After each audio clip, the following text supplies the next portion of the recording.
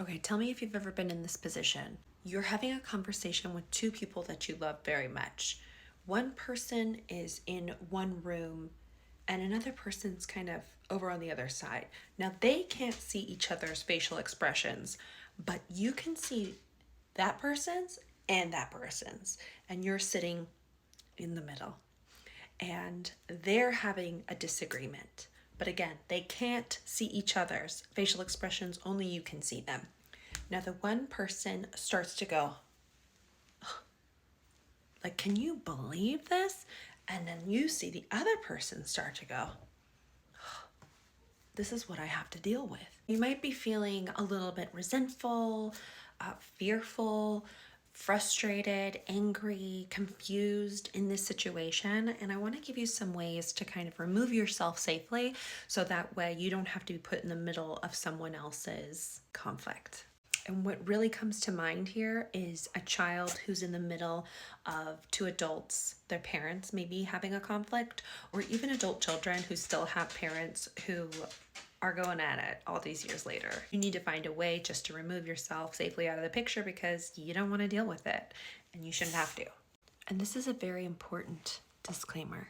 You are not obligated to solve anyone's conflict. You don't have to be the mediator.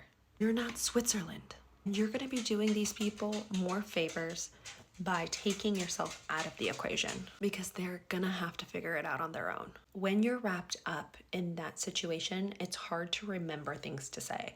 I always have scripts, but unless you're practicing them regularly, it's really hard to remember these things. And when people are wrapped up in their own conflicts, they probably aren't really tuned in to what you, the third person, the witness, are experiencing in the moment because they're so wrapped up in their own feelings about what they're experiencing. So with that in mind, check in with yourself. How are you feeling?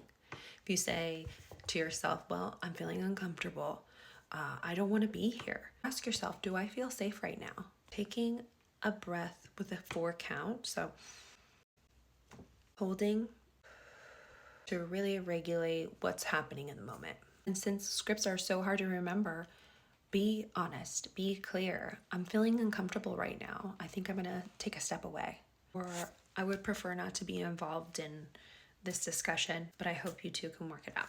You're honoring how you're feeling in the moment, and then you're taking action on that. And when we talk about boundaries, that's really what holding a boundary is. You're not like, my boundary is I'm going to leave because you guys are talking about this. It's checking in with yourself.